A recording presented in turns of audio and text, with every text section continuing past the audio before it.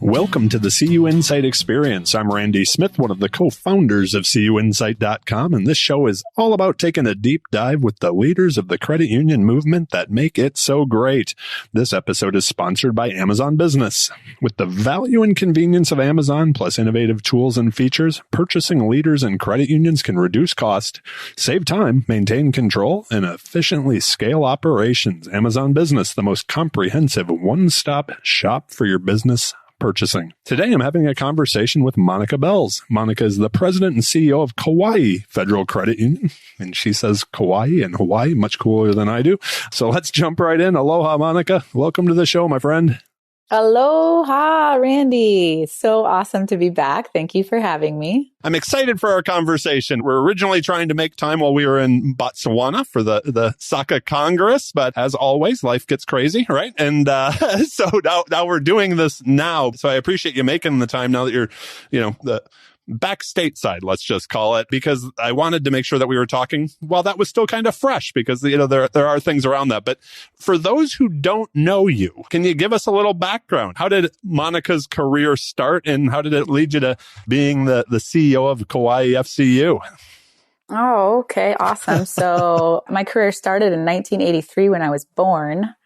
I am a proud millennial, and the millennial group is, we're approaching middle age. We're not the youngsters anymore. We're kind of the boring child raising parents who like to go to bed at 8:30 p.m. if we get so lucky. But yeah, I grew up in the Pacific Northwest and in Polynesia, Hawaii. My grandparents lived in Polynesia growing up, so I spent a lot of time in Tonga and Hawaii, but grew up mainly in the Portland area, very outdoorsy. Snowboarder, hiker, rock climber, mountaineer, wilderness rescue, wilderness survival, all the way through high school. I was a firefighter through high school and disaster relief worker. Traveled the world a ton thanks to my grandfather, who was a humanitarian and could always be found in different countries. Went off and got my bachelor's in communication and my international MBA. So I lived abroad quite a bit, lived in Russia, lived in El Salvador. Every time I say that, people think I was with the CIA, but I wasn't, I swear.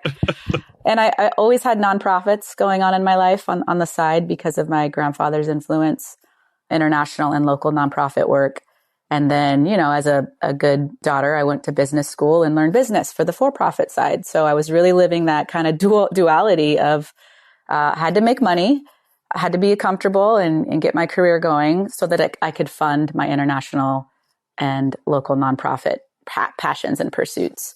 So when I stumbled upon credit unions, it was a total accident. I was not interested at all because I did not like banking, and I thought that's what this world was. But my CEO, Mel Chiba, he just kind of chuckled when he heard that I was passionate about international development work. When I was very honest with him in my interview that I was not passionate about banking. And he kind of chuckled, and then he sent me to the World Council Conference, and he sent me to DE, and he knew that he had a lifer in me, and he sure did, because once I discovered credit unions, I have not looked back since. Oh, that's absolutely amazing. So I'm going to skip to a spot. Knowing you, one of the things that I absolutely love about you is not only how connected to your community where you live and where the credit union is, but, I mentioned Botswana. I know you just mentioned a Woku event. I know you've done work in Puerto Rico, since you've been in credit unions. What does that, what does showing up not only in your local community? So I know this is a huge question, but showing up in your local community, but also that bigger global community, why is that so important to you? Yeah, that's a great question. I love the word I learned in my global MBA program at Thunderbird, and the word is glocal. And it's this idea that you can be global and local all at the same time.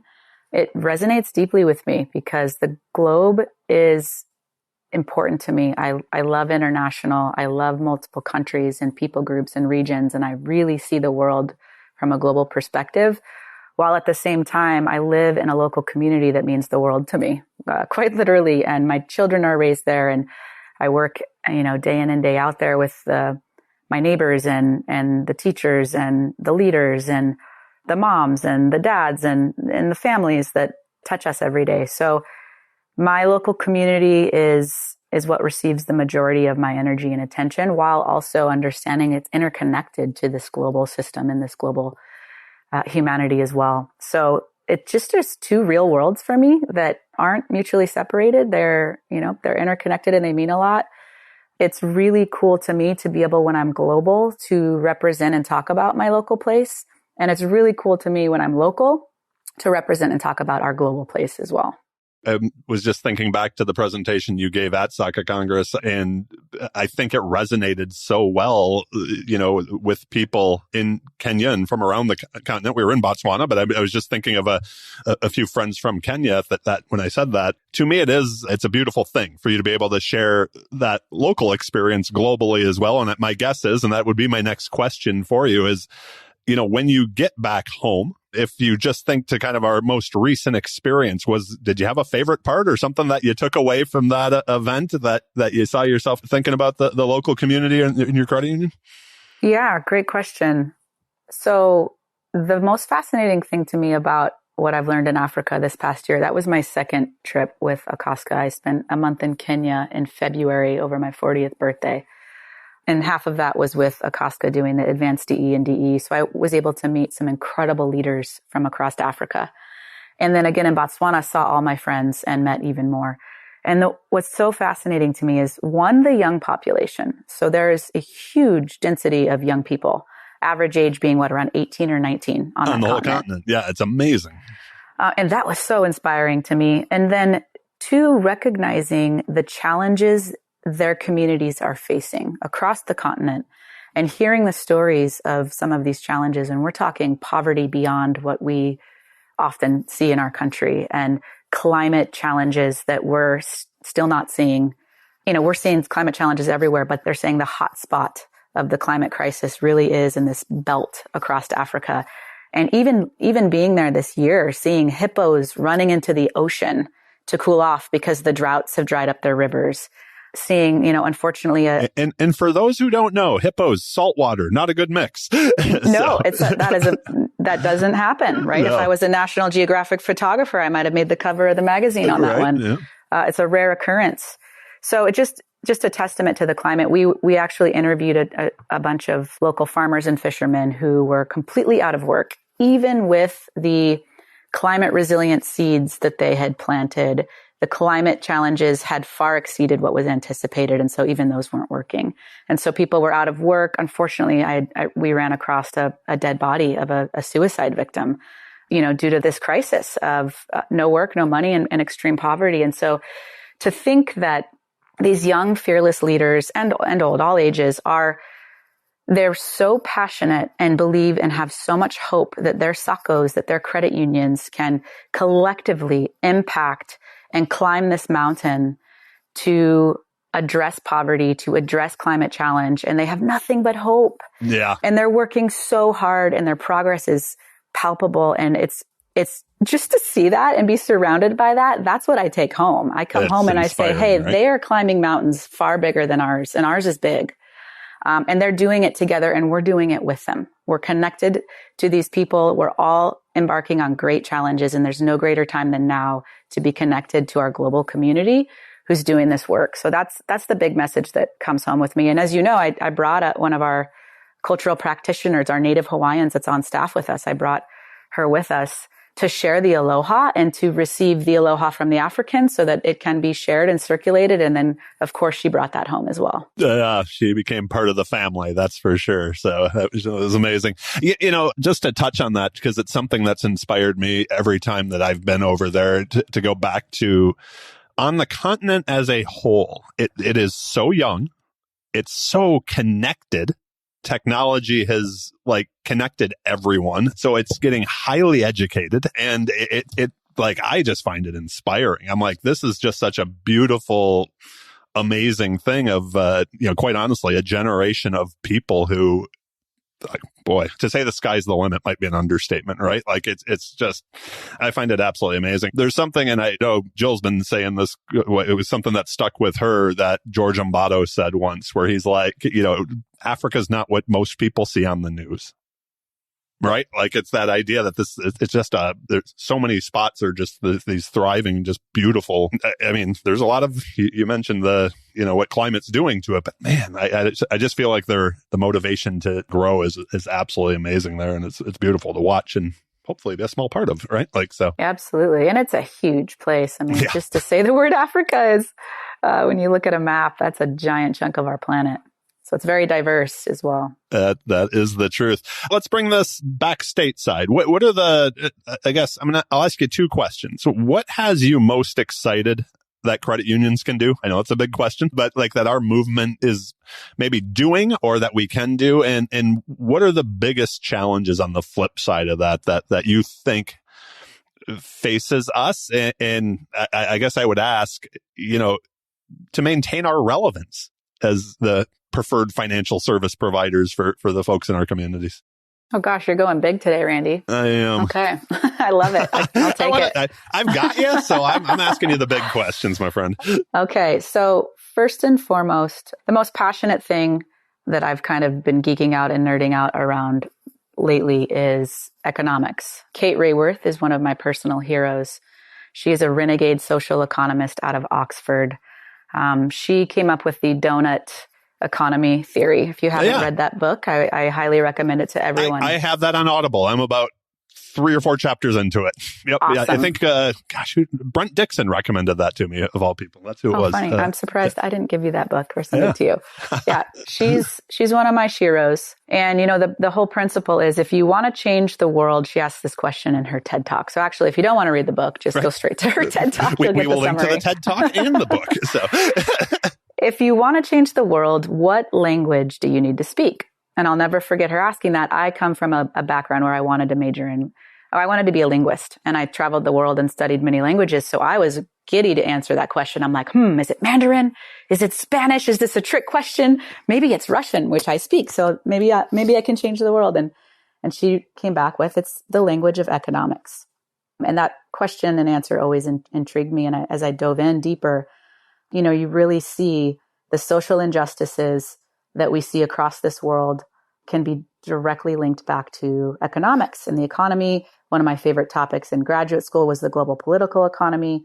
And when you look at the donut model and really understand that a good economy, an actual thriving economy, is one where the social foundations of the people are thriving and the planetary boundaries, if you will, or the planetary limitations are also being honored. And so people in a society that can live within that dashboard, that donut, are truly thriving. And if you look at everything we've learned about economics, we've been taught that there's a graph and an arrow pointing up for GDP growth. And as long as your GDP is growing and you're one of those top, big guys up there and get invited to the big summits every year, then you're thriving. But look at those societies, look at those civilizations. Are the social foundations of the people thriving? And are the planetary boundaries thriving and regenerating? The answer is no on both of those. So perhaps that mechanism, that measure that we've always been taught in economics is actually producing a degenerative society, a degenerative economy, a degenerative place for our community. And when you look at that locally on my island, it's even more apparent. And the native Hawaiians, they lived in a completely different wealth system and economic model, one where the social foundations of the people mattered the most and people were thriving, and one where the planetary boundaries, or the aina, as they call it, the land, the place, was regenerating generation after generation after generation. In fact, they made decisions based on 8 generations before them and 8 generations after them. So once I started tapping into that, I was like, I'm now an economist geek. I want to become a Kate Raworth. And then I met Mahina Paishan, who is the Kate Raworth of Hawaii. She co-founded Aloha Aina Economics.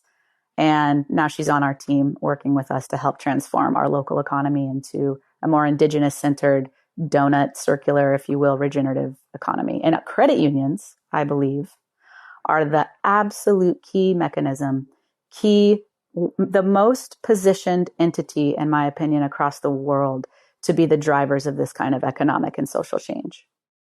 So let's talk about that a little bit deeper, because you got me all like, ooh, this is exciting. Like, what are you doing? What is your credit union doing? I guess in your community is it partnering with other organizations? Is is this something that's built in from a strategic level at the credit union with board buy-in? And what does this look like? Yeah, thank you. So first of all, everyone who's listening, please come visit Kauai anytime. We have an economic resilience center that we've just opened, and we're in the beta phase of this process. And on one of our giant walls, we've kind of painted this storyline. It's still being painted because we believe in talking story and walking mural tours and storytelling, just like our host culture is very good at. And so if you follow along the wall with us on this journey, you'll know that this will take a village, right? This will take the entire planet. This is not just one entity or one leader or, one industry that can truly transform our economic system into a more regenerative model. It takes everybody. So yes, partnerships, absolutely. But I think the first place that we're starting from on Kauai is to go back before we go forward. So we have, in the last 6 months to a year, we have really jumped back in time, and we've been digging deep into the host cultural history. So we've jumped back about 1,000 years in time and been studying and learning from our kumu, our elders, our teachers, about the indigenous wealth system that flourished on our island for about 1,000 years. We've learned a lot about the ahupua'a system, which is this watershed system, this idea that water means wealth in Hawaiian. Water actually is wealth. It's the currency, and that your contribution to the regenerative model is your currency, and that everybody contributes in their way, and that you have these different watershed management systems where from top, where the rain first falls, to the bottom in the ocean where the water ends up, from every spot in between, every system's regenerating itself and creating abundance and more ecosystems to regenerate itself for the other areas. And then each ahupua'a shares and contributes to each other. So the more abundance you produce, the more abundance that you're able to share and receive from everyone else. And it's this incredible economy. And the more we're learning about it, the more we're like, wow, how did we walk so far away from this beautiful model in such a short amount of time? And so just that education and just that like humbling and learning about our place, and what it used to be like, and the host culture and their value systems is really the first place to start. And people are very passionate about that on Kauai. Obviously, the Native Hawaiians who already know these things, they love that we're learning and that we want to educate more of the entire community on this. But even those of us who aren't Native Hawaiian, we feel very connected to and resonate deeply with what we're learning about our ancestors there. And also, fast forward to today and the challenges that exist today, and especially the recent Maui fires, we are heartbroken and devastated in our Native people and our local people. And there's been a whole lot of people just in the last 200 years who've migrated there who we still consider like our local people. Everyone is completely devastated by what it's come to, our lack of ability to manage this place the way that our ancestors did, or that the generations before us did. But the idea and the hope that we can change and that we can actually go back to the engineered genius design that our host culture had, we can actually dust it off. 2 weeks ago, we were rebuilding the fish pond with Malama Huleia. 2,000 volunteers in the community showed up to help restore the fish pond wall and to learn about why these fish ponds were so important to the economy and how they can create abundance and equality in our place. And so we're all going back deep into our roots. And so our credit union is just one entity doing that. Our staff love it. We've attracted so many leaders, so many young people who want to come work for us just because of these basic values and principles, and because they believe in the past and they believe in that we can bring it forward to the future. So just like on a macro scale, I would say education moving backwards. We've also brought in biomimicry experts to really study the place and the ecology, which come from that indigenous lens. We want to ruminate and stay grounded in these roots, because the more that we really understand them, the more that we can pull them forward and through the challenge that we have today in order to create a better tomorrow. And just tangibly, strategically, yes, this is all part of our strategy. Our board is totally bought in because they're from this place too. And it's a unique place in that the indigenous people still have their culture so potent still, because it's only been, the state was only, 1950, Hawaii became a state. And so we really are only barely dusting things off in order for them to be regenerated. So we're lucky that it's still so close. for us. And so, yeah, it's not a hard sell at all. Everyone agrees the situation that we are in with a $2.2 million median home price and, major gentrification facing us and a $10 loaf of bread. We're all aligned across the board. This is not sustainable. Right. And there is a better way, and that we can infuse our capital and direct our capital that's community owned capital toward a more regenerative future. Let me ask this big picture question, because I love the work that you're doing, and I love listening to you talk about it. Sitting in that CEO chair, when you kind of have the big vision, when you have the direction, you may know it, but you mentioned your board is bought in because people are local, and, but you still had to have that conversation. And then on the other side, you have to make sure your team's bought in as well. You mentioned you're a millennial, but you're no longer like a new CEO. You've been there for a while, right? You're getting a lot of experience. So is there anything you could share for that new CEO, or maybe for somebody who wants to be in a similar chair someday, on whether it's any hacks or anything that you've done to really get the buy-in that you need from both sides to really make the credit union move forward in that vision? Mm-hmm. Great question. Well, first and foremost, I think our industry would be tremendously blessed if we could get handfuls and handfuls of millennial leaders in CEO suites, small credit unions to large, and on board seats, small credit unions to large. The millennials represent, at least in the workforce, the most educated, diverse, ethnically tolerant, collaborative, inclusive generation on the planet. And we're raising Gen Z, who's a billion times better at all those things than we are.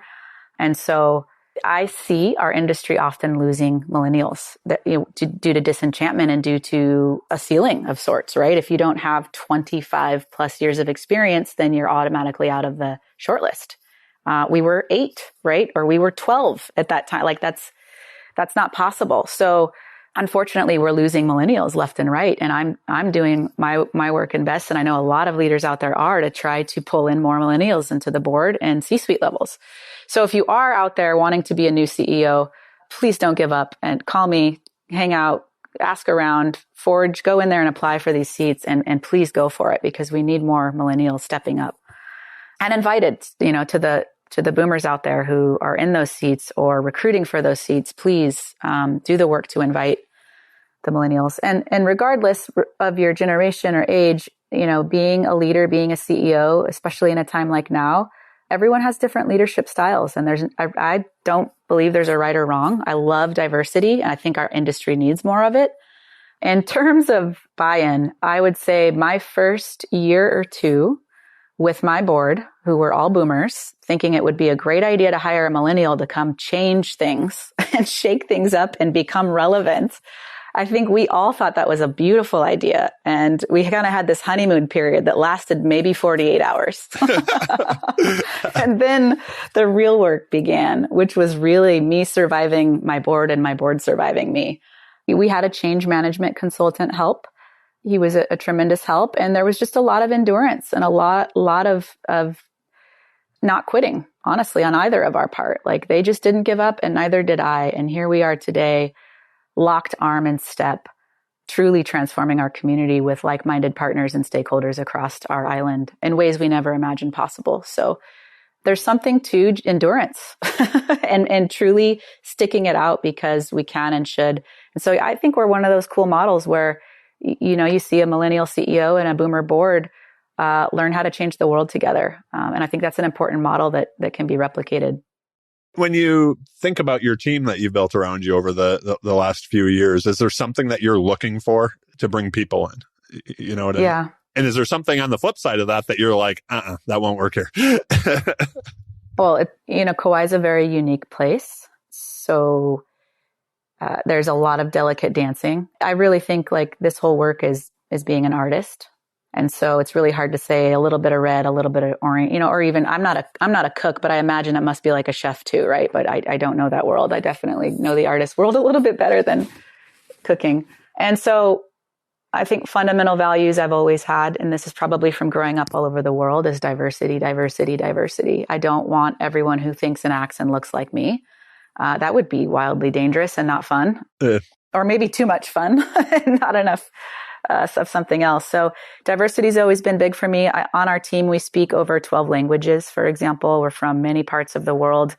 We have a lot of rich history on the island as well. And so that becomes a detriment to pace at times. That means it requires a lot more collaboration and cooperation, which can take a lot more time and trust building, but it does produce the most delicious soup or the most delicious tapestry. And at the end of the day, so diversity is huge.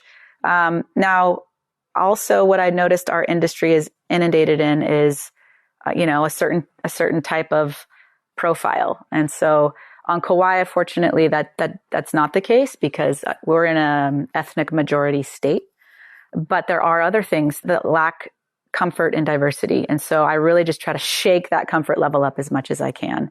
At the end of the day, if the value system is social justice, people helping people, true change, and we all recognize on my team, that we're all humans, we respect and value each other for our diversity, for what we bring to the table, and that at the end of the day, we are aligned on the urgency of social equity and social change, and that we have the tools collectively to make that happen, and that we owe it to this next generation to hand it off at least a little bit better than it is today. And so we know that's going to take a lot of work. So all of those fundamental values we're aligned on, and then sprinkle as much diversity as you can in there, and it gets really fun.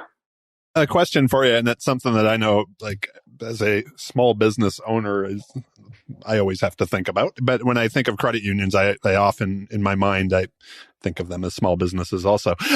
We all have limited resources.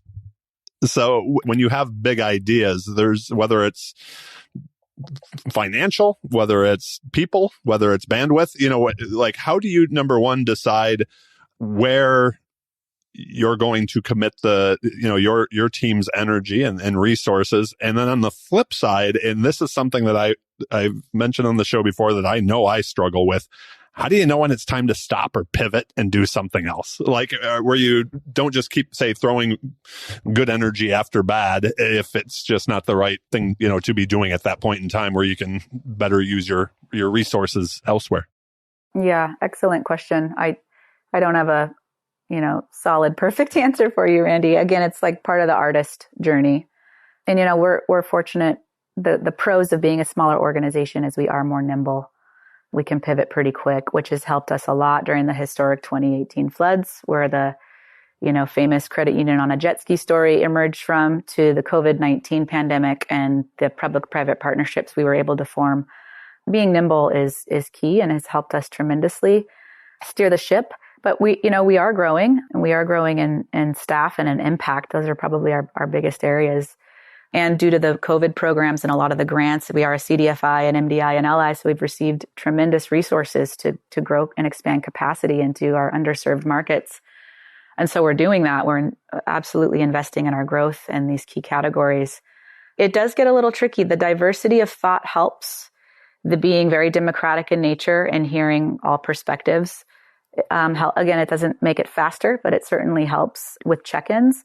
We are currently building out, I guess, for lack of a better word, these kind of matrices, if you will, that really clarify our key impact areas.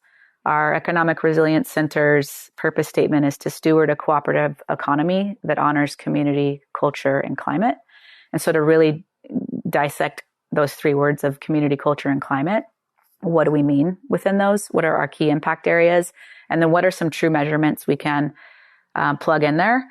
And then you have our credit union and our financial viability, and then the different entities that we're able to create around that to complement it, to use as tools to move forward our mission.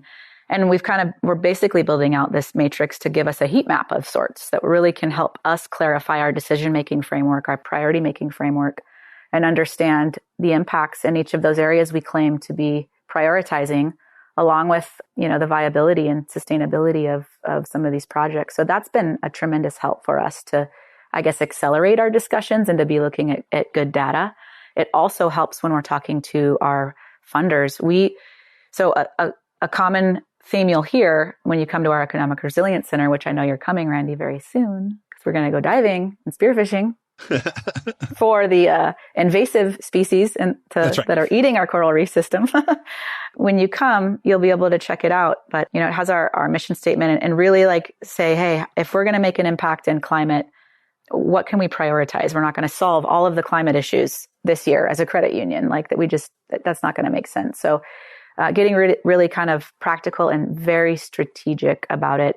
We have an abundance on Kauai. And so we don't really believe in the scarcity mindset or this limited resources. I was asked just recently on a panel with BECU and Tonga's Federal Credit Union CEOs on each side, right? One serving indigenous communities in rural Alaska, one being one of the biggest and most impactful credit unions in our nation. If you had unlimited resources, what would you do? And tremendous answers. And on Kauai, we believe we already do have unlimited resources.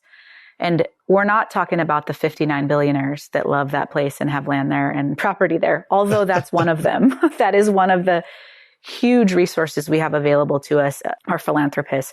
But it's usually referred to from a cultural standpoint that we have an abundance of water, sun. And so therefore we can and have, we're the garden island. We can and have produced everything we need on that island for generations and generations. So it's not a matter of if we have unlimited resources, it's a matter of we do. And so therefore, here's how we can design and engineer and play artist with these resources collectively to truly create abundance for everyone. That's regenerative. It's not just one generation of abundance, but multiple. I love that, what you said about thinking generations ahead, or how the Hawaiians have done that for generations, right? Something I was kind of excited to ask, and it's a question I've not asked before. So this was a Monica question, but as a leader of a financial institution in the community, you do have influence. But what does empowerment mean to you when you think about your community? So I would say, this is an incredible thing I've learned recently. I have so much to learn still about the indigenous community of my host culture. We've been doing a lot of immersion with our cultural practitioners into the way this people group worked and the values that they held. And one that really hit me was your skill set is your currency, or was your currency, right? We say it in present tense because it still exists and the culture still believes this. And the more we can say it in the present tense, I think the better, because we're still living under this indigenous system as well. So your skill set is your currency and your contribution. And so everyone comes with something to contribute, some kind of skill set. And the more you build that skill set, the more you can contribute to your place, your people, your family, your community. That was a very empowering concept for me to think about. And when our Kumu was teaching us about this, it reminded me, and he reminded us, that when you look around at, he was very saddened by some of the Hawaiians who felt very disempowered in their community because they didn't have, great access to capital to build quote unquote wealth that is of today's version of wealth and currency. But they have these incredible skill sets that can be used and utilized to contribute and to share and regenerate more. And so it's really kind of turning the paradigm around and saying empowerment is recognizing we all have superpowers and that we can all bring those superpowers to the table to contribute something for the betterment of all. And I think that gets lost often. And so just sharing that with someone and believing in them. A lot of my staff, we do thoughts of the day, and we do a lot of work around, what's your superpower? And it's incredible to me how many of us, including myself, often forget or neglect or are afraid of our own superpowers. But when it's posed in a way that I have to be responsible, I have to be a responsible steward of my superpower because the community's relying on it, my family's relying on it, and I'm relying on other people being good stewards of their superpower. When it's put in a context like that, it becomes, especially in a collective society, in a collective culture like ours, it becomes a very empowering conversation, a very empowering way to think. And next thing you know, people are showing up and challenging themselves and getting out of their comfort zone and recognizing their superpower and bringing it to the table. And when you have a group of people, even of a small group of people who know their superpower and are influencing the world with it for the better, for an aligned value and vision, you can change the world. You can change your island. You can change your credit union. And that's what we're in. That is beautiful. Was there anything you were hoping I was going to ask you before we move on to the rapid fire questions? Ooh, I thought for sure you were going to ask me about the incredible time in Kenya and the mountain climb. I love that story. I would love for you to tell it too, what you did for your 40th birthday. And you did a whole different thing than we did climbing Kili. You were actually a rock climber. We were more hikers. So, yeah. Yeah, well, I spent 2 weeks with a lot of your team members in Kenya, in Malindi, Kenya, before I attempted to climb Mount Kenya. And so I heard war story after war story after war story every single night before my Mount Kenya climb. And I remember going to bed one night thinking that was the worst thing you could have done, was listen to these horrific stories of near-death experiences that Randy and the team and Lois and George and it was straight from the horse's mouth. Everyone who almost died got to tell their horror story of climbing Kilimanjaro. And I thought, what am I thinking? I don't think I'm going to make it. You're like, I'm going to do this on a flat rock wall. And so I really genuinely thought, like, I just accepted that maybe I wasn't going to make it, and that would be okay, because I would rather be safe and not have a near-death experience if I'm truly facing altitude illness. It just gave me that bit of courage that if altitude sickness hit me to a certain extent, I would be happy to turn around after hearing your folks' stories. So, but you didn't turn around. Lo and behold, my sister and I, after those 2 weeks of horror stories, we had an incredible crew, guide crew, medic crew. And sure enough, we rock climbed to the top of Mount Kenya and made it somehow and made it back down. So thank you for leading the way, and inspiring us to climb that mountain. I think we have to give George and Miss Lois the credit for that. So yes, and Lois believed in me the whole time. So you know how it is. If Lois believes in you, you just have to go for it. No doubt at all. I think she's already making plans for all of us to do something together again. Oh gosh, I better start training. Right, I feel the same way. I'm not in the same shape as I was when I did that. So I so much appreciate this, Monica. Just a little fun like we had the last time, the rapid fire questions, and then I will let you go. I love this so much. I could talk to you for hours, which is always my favorite episodes. I enjoy talking to you. And luckily we do get to talk for hours. Absolutely. So. I look forward to the next time. So anyways, first job ever, not like professional job, but what was the first job you ever had? Paper girl. Paper girl. Awesome. I had a paper route too. I feel like I should say this. I had a paper route, but really my mom did more of the paper route. It seemed like I always had an excuse why I needed a ride. So what a good mom. My mom never woke up at 4 a.m. with me. That was, that was a hard no. That was it. That wasn't it. So I think this is going to be a tough one for you, but when was the last time you were amazed, either personally or professionally? Ooh, just last weekend when I was in Japan with my oldest child who's studying in Kyoto at 14 years old, and hearing my child speak in Japanese to the taxi driver on my behalf was my moment of amazement. Wow, that amazes me hearing that. That's fantastic. What's Monica currently working on? What's taking up that personal self-growth space? Man, the Economic Resilience Center is just all consuming right now. What's really fun and compliments of that on my personal self-growth is diving out in the reef right in front of the center and climbing the mountain behind it. I try to do that in the mornings before I start work, just for my own personal meditation, but also, for my body and blood flow. Okay, that brings me to my next question. You have a beautiful family, 3 kids. You're raising amazing humans. Also running an amazing credit union. How do you keep all that going together? Any hacks for us who are trying to juggle a bunch of stuff on how to keep all these relationships going well and intact? Gosh, it's sloppy. It's just, you just have to accept sloppy sometimes. It's a Jenga. I don't believe in balance. It's a tricky one. I ask myself that all the time. I could ask you that. I would love to hear other people's answers. It is not an easy thing, but as long as I'm okay being sloppy and I have self-grace, I'll keep going. I love that term. It's sloppy. That's all of us, right? This question, since the last time you were on the show, I added, and it came from NCUA Chairman Harper. He's like, I wish you would ask people this question. So who plays Monica in the movie biopic of your life? Oh, gosh. I don't ever watch movies, so I don't even know actresses or actors. I got one. Okay. Avatar. I don't even know her name, but whoever plays the main woman character in Avatar. Okay. I don't know her name either. So, and it's more that's my dream. That's it right She's there. so cool. Yeah. You mentioned the one book, which we will link to, and also the TED Talk. Is there anything else you're reading or you think everybody should check out? Ooh, I'm reading a lot. I would say I would highly recommend Donut Economics, though, for the top of the list. Yeah. Yep. We will link to that. And I have to finish that, actually. So. Oh, I want to add one more for the book. So there is a book that I absolutely love by John Alexander, and it's called Citizens. And I think especially for anyone in the cooperative movement, please go read the book Citizens by John Alexander. I don't know that one. I'll have to pick that up. When you hear the word success, who's the first person who comes to mind and why? I remember answering this the same way last time, and it's my mom. Okay. Still mom. Yep, still mom. Yeah.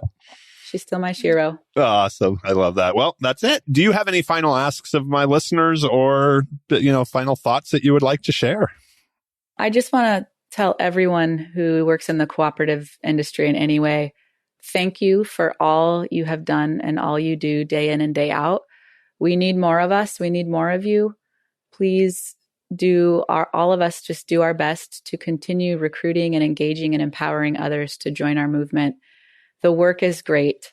And especially as the boomers start to retire, we need more and more of your volunteerism, boomers, and your experience and your mentorship and your resources. So please don't ever feel like you're not welcomed in that space. We're going to need you forever.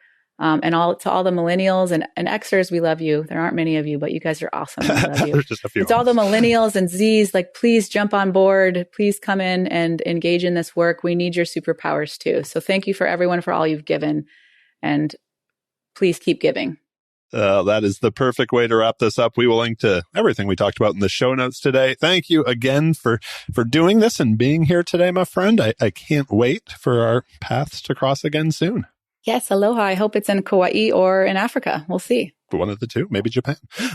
Or Japan, yeah. Take care, Randy. Just a few things before we go.